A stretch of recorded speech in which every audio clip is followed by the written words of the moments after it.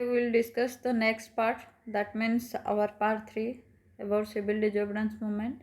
So first part we will discuss about why what happened at the time after the non-cooperation movement, which created a path towards the civil disobedience movement.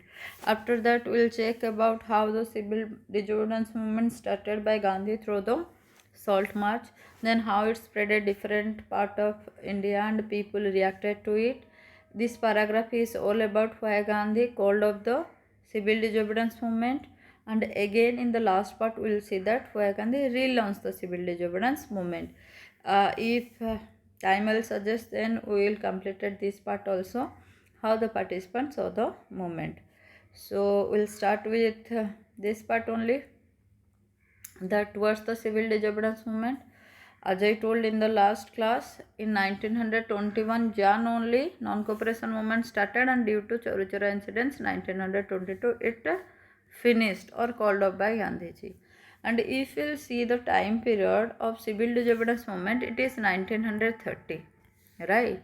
So approximately 8 years lot of things happened which created a great path for another mass movement at that time, right? So what happened, that towards the civil disobedience movement we can shortcut with a few points like political instability.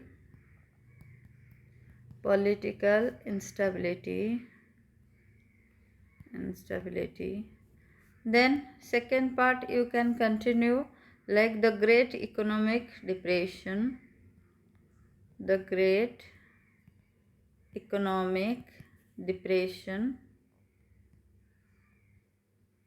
Then the third thing is all about the Simon Commission, which is a very important 3-mark question also. Simon Commission. And the fourth part is all about dominion status. Dominion status. Right. These 4 causes are there at the time which motivated and insisted people to start another mass movement. So first we will go to this part, political instability. Non-cooperation movement finished at the time 1922. That Gandhi felt that these violent incidents, that means Chauri Chaura incidents, happened because people didn't understood at the time what actually the non-cooperation means, what actually the struggle was. So he felt at the time, before we'll start any mass movement, we should explain the people what are the real achievement, real goal or ambition for that concerned movement. We should properly train the people before ready for the mass struggle. So at that time within the Congress, some leaders thought that this mass struggle is not a right way to find out our independence. Better we should participate in the election that going to be held in the provincial council election, and we can approach the British government, or we can defend the British government there when they are preparing some harsh policies for the people. So here you will find, according to the Government of India Act 1919, at the time they are going to organize the provincial council. So here problem was that till this month it is correct, it is something is going in a right way. Why I use this word instability? Because in INC only, in Indian National Congress only, some leaders thought that we should join this provincial council election. They are mature enough, they are the old leaders are there, they thought that we should join the council politics, and we can demonstrate at this council what is not democratic in nature. If anything which is wrong, we can protest on the that provincial council only, imperial parliament. So these are the views of C.R. Das, Motilal Nehru, like the old age, who are the mature leaders are there, old age leaders are there. They thought that we should return to the council politics. But what about the young leaders of INC? The young leaders of INC like Jawaharlal Nehru and Subhash Chandra Bose, they thought that joining to the council politics, discuss with the British government, that is valueless things at the time. That was very valueless for them.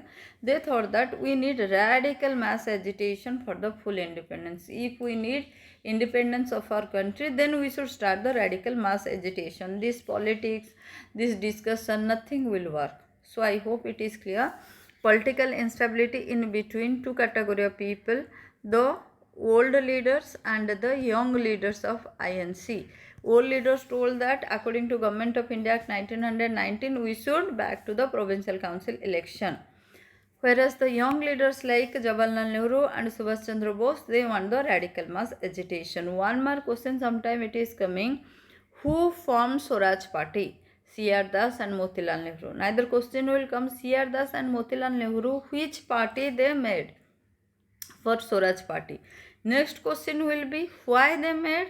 Because they want to return to the council politics. Hope this point is clear.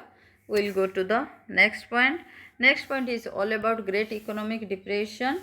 In 9th class also in Russian Revolution and Hitler chapter you read about the crash of Wall Street Exchange in 1929.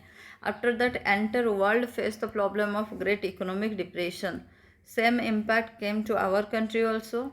In our country, means added with that worldwide economic depression, we faced another problem like agricultural price. It start fall like anything. Now 1 kg of rice became 50 or 60 rupees. What is the basic nature rice? It is 60 rupees or 70 rupees.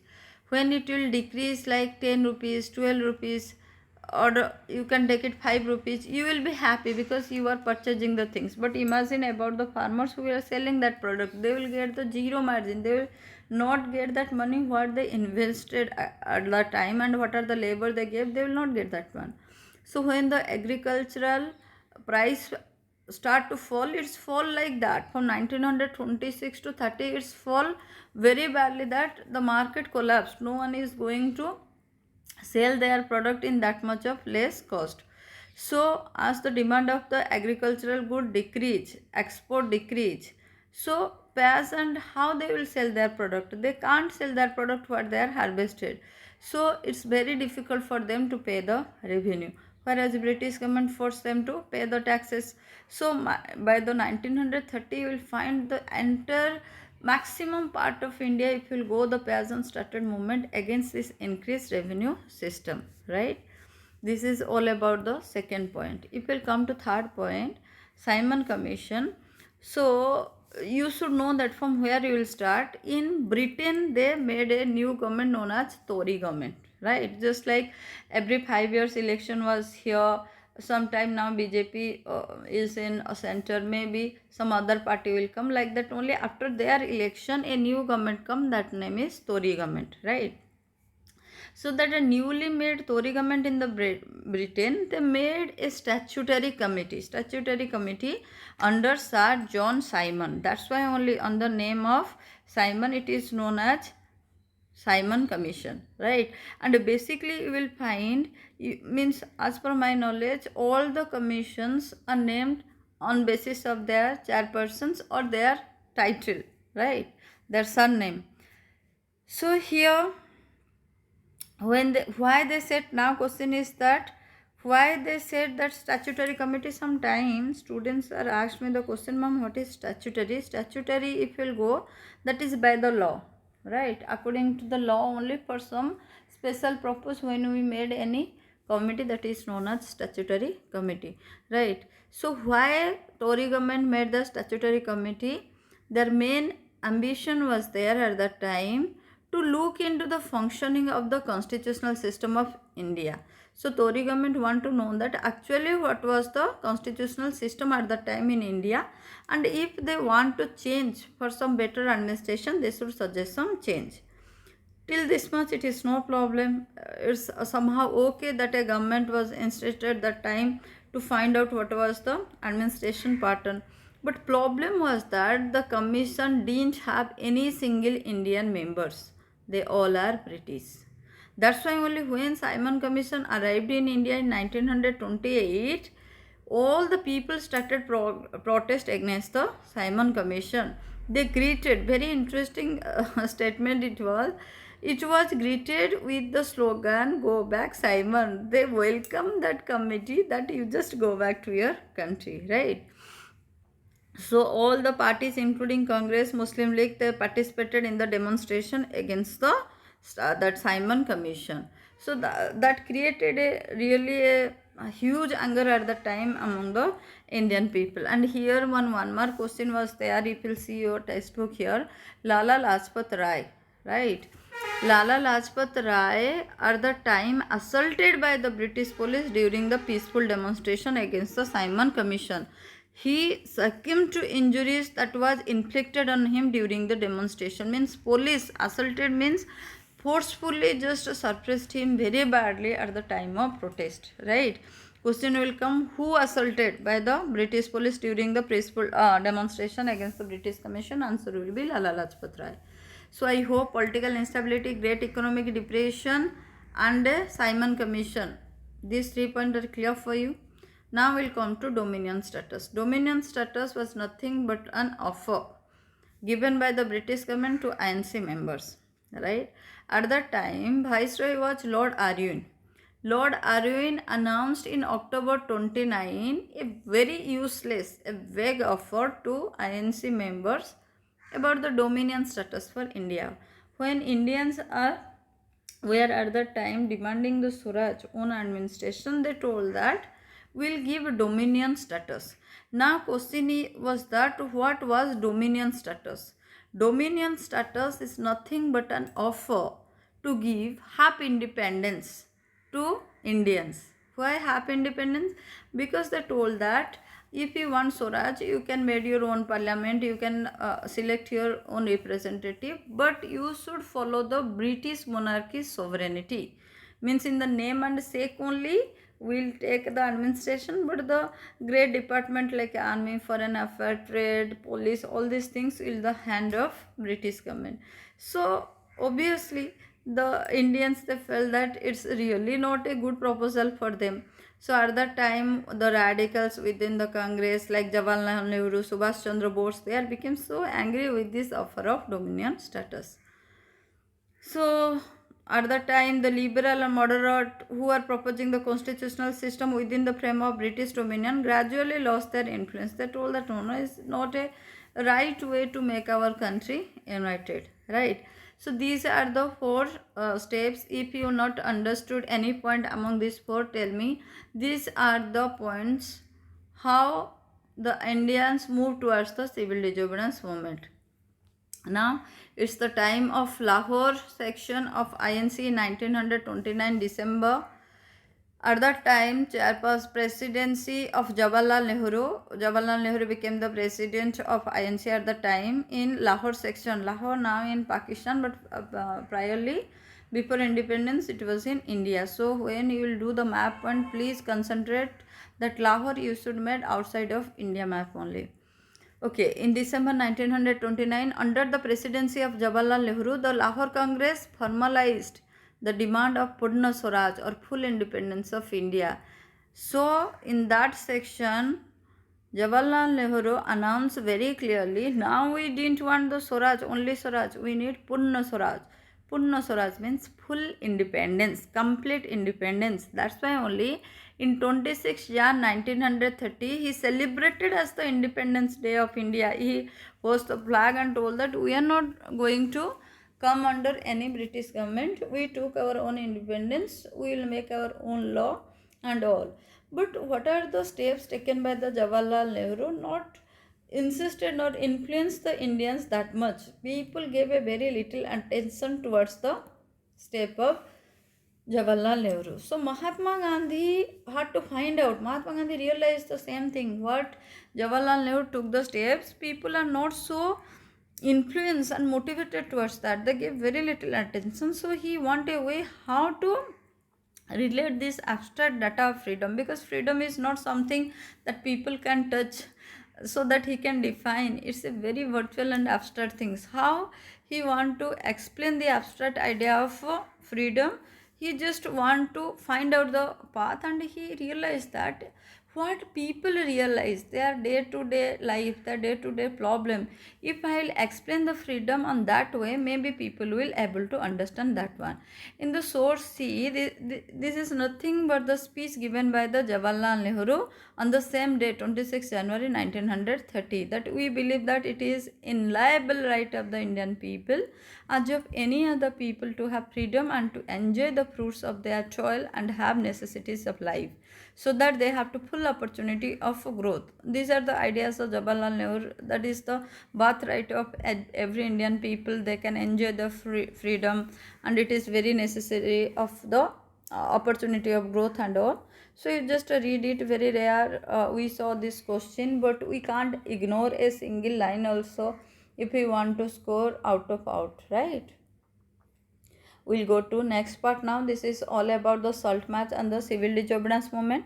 Mahatma Gandhi found in a salt as a powerful symbol. That will be 3-mark question. Why Gandhi took salt as a powerful symbol to unite all the nation? So answer will be salt was something that consumed by a rich and poor alike, and it was one of the most essential item of the food. As British government, they put the tax on the production of the salt. So Gandhi told that we demanded abolition of the salt tax. The tax on salt and the government monopoly over its production is very oppressive in nature, right? So that will be answer. So what Gandhi did on 31st January 1930, Gandhi wrote a letter to Viceroy Lord Irwin with 11 demands. That 11 demands are not particularly for a single community or single religion. That 11 demands are very general, means these demands are demands of all the Indians. Like that only demands they put. Right, the demands from different class, from industrialist to peasant, from different community, from different religion. So everyone felt involvement when they saw the latest demand. And over that, Gandhi made very important things that is used by everyone, that was salt, because at that time British government put tax on the salt and government monopoly over the production. Monopoly means ekla, means one and only British government can produce the salt, neither anyone else they will produce the salt, means they will give tax to British government. You just find out in your home, if your friend will tell that, you should take the permission, and before you sleep, before you read, how bad you will feel about. You will stop the friendship with that particular friend. Same thing happen. It is our country, our ocean, our salt we will produce, but why we will give the tax to you people? Then Mahatma Gandhi wrote a letter with 11 demands, and on the same letter he told that if the demands will not fulfill by the 11th March, it's going to start a very mass movement. So as usual, Aryan was in his world at that time. Aryan was unwilling to negotiate. So Mahatma Gandhi started the most famous Dandi March or Salt March from Sabarmati Ashram to coastal town Dandi. Both are in Gujarat state, with 78 of his trusted volunteers. From Sabarmati to Dandi, approximately 240 miles. He took 24 days, so obviously every day he crossed 10 miles. He started with 78 volunteers, but every day thousands come to join Gandhi and want to hear Mahatma Gandhi what you want to tell where he stopped. So at that time, on every meeting, Gandhi told actually what was the meaning of Swaraj, how we can peacefully defeat the British government, that that violence and beating and fighting with that people, no need. With truth, with non-violence, we can defy the administration of the British government. So he reached there in Dandi by 6th April and ceremonially violated the salt from manufacturing. He manufactured the salt by boiling sea waters. So this part also a very important 3-mark or 5-mark question. Salt march or Dandi march. Gandhi started with 78 trusted volunteers from Sabarmati Ashram to coastal town Dandi. Both are in Gujarat. total distance 240 miles. It took 24 days, per day 10 miles. So 1000 came to listen Gandhi, and Gandhi explained how to peacefully defy the British government. On 6th April, Gandhi reached there and ceremonially violated the salt law and produced or manufactured salt from the boiling seawater. Okay, this is all about Dandi March. Now, how the civil disobedience movement spread a different part of India. When people listen about the Dandi March or Salt March, people now in many part of India break the colonial salt law. Thousands in different parts of India, they broke the salt law and manufactured the salt. And they demonstrated in front of the government salt factories, right? Then again the movement spread, again they boycotted the foreign cloth, they picketed the liquor supply non-cooperation movement, peasant refused to pay and pay the revenue and chowkidari tax. Chowkidari tax is something you will find means forcefully they told that you should keep a particular amount of soldier and you should pay for that their maintenance and all, right? And the village officials they resigned, and many places of the forest people they violated the forest law, going to be a reserve forest to correct the forest road, and that is a very means I thought that it's a very unethical law at that time. Forest people can't live without the forest, and due to forest law they can't enter into it. So obviously they will start the protest and they will start the movement against that law. So these are the things happened the Salt March. So worried by the development, the colonial government began, obviously the British government will not sit silent. So worried by the development, the colonial government began arresting the Congress leader one by one. First they arrested Abdul Ghaffar Khan, right?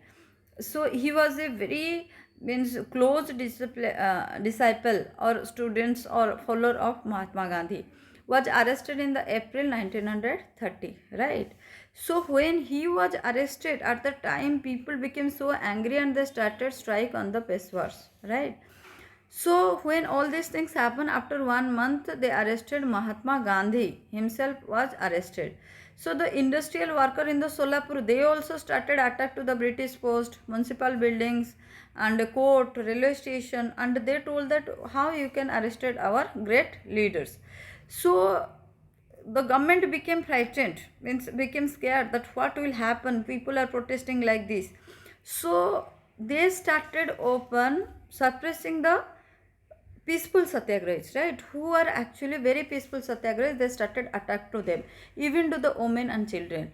And a time came when Gandhi, the main leader, was in jail, and near to be 1 lakh people were arrested. In such situation, Mahatma Gandhi once again decided we have to stop. When this violence was spreaded, women and children were beaten up, 1 lakh people became arrested and jailed.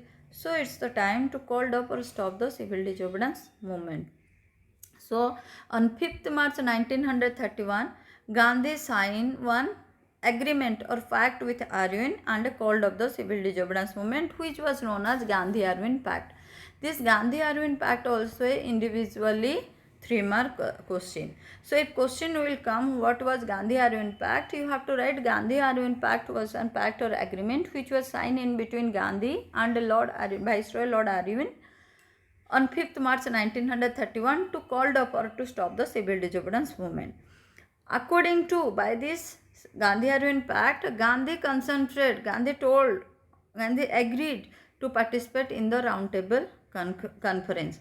First roundtable conference, Congress, INC or Indian members maximum they boycotted. They told no for it. But Gandhi now agreed to join the second roundtable conference in the London. And in return, government also agreed to release all the political prisoners. In December 1931, Gandhi went to London to participate the conference. This was all about Gandhi-Arvind Pact. Now the next important question will be why Gandhi relaunched the civil disobedience movement, again started. Gandhi stopped it in 1931. In 1930 he started, in 1931 he called up or stopped. Again why Gandhi relaunched or restarted the civil disobedience movement, right? So in 1931 Gandhi went to London for the conference. But the negotiation broken down and he returned disappointed. Whatever they promised that they will discuss, they will give the grant and all, they didn't kept any promise. They broke their promise. Gandhi returned with full disappointment. That was not enough reason to start the relaunch the civil disobedience movement again, including with that when Gandhi back to India, Gandhi found that he discovered the government began a new cycle of preparation. What were the new cycle of preparation? That they promise, according to Gandhi Aryan Pact, they will release all the political prisoners, but still the main leaders like Khan, Abdul Ghaffar Khan and Jawaharlal Nehru both are in jail. Right. Over that, the Congress party INC was declared as a illegal party. Then a series of measures, so many new laws they made to stop the meetings, demonstrations and a boycott. So with a great apprehension and depression, Gandhi started or relaunched the civil disobedience movement again in 1932. But so many reasons are there due to the divert attitude of many participants. Again in 1934, the civil disobedience movement lost its momentum. Right? This is all about today, how the participants saw the movement and why it saw the great failure. The limits of the civil disobedience movement we will explain in the next class. So this is all about today, but in videos, in one of my videos, someone told that, madam, I didn't understood this paragraph, that is source A paragraph. This is all about the passive resistance, means what Gandhi gave the idea about satyagraha, they gave in the source A. Mahatma Gandhi said that satyagraha is all the time an active resistance. So passive resistance means something, you will see that someone beat you on stick and you took another stick and started beat. So that is known as a passive resistance. Mahatma Gandhi said that passive resistance is a weapon, a astra for the weak people. Who are the weak? They use these physical weapons, right? But the power which is subject of this article can be used only by the strong. So what is the subject of the article is the satyagraha, right? That can be used by the strong, and Gandhiji all the time recognize we all Indians are very strong. So this power is not passive resistance. Indeed, it is called intense activity. The movement in South Africa was not passive but active.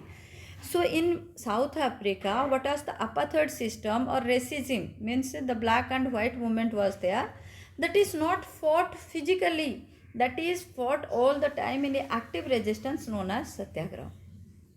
So that's why satyagraha is not a physical force. A satyagraha does not inflict pain on adversary. A satyagraha never give the pain. If anyone beat means they will beat, they will send them hospital. That type of pain they didn't give. He doesn't seek his destruction in the use of satyagraha. There is no ill will. Ill will means not a single bad thought, not a single bad ambition and objective for opponents. All the time we need our interest, we need our goodness. For that we never want to harm others, right? That was the idea of Gandhi. Then satyagraha is a pure soul force. Soul force means atma sakti, right? It's a very spiritual own force, atma sakti, right? Soul force. So truth is very substance of the soul. So that's why the force is called satyagraha. The soul is informed with knowledge. Here what is the soul force? The soul is used as a knowledge or gyan. In the bonds of the flame of love, non-violence is the supreme dharma. As it's connected with truth, it's connected with soul, it's connected with knowledge. So all the time it burns with the flame of love, not with the that violence, not with that greediness with others and to hurt others. In that idea satyagraha never worked. So it is certain that India cannot rival Britain or Europe in the force of arm. So Gandhi told very clear cut, their army, their military power so great, so the British worship the war god and they can all of them become, as they are becoming bearers of arms.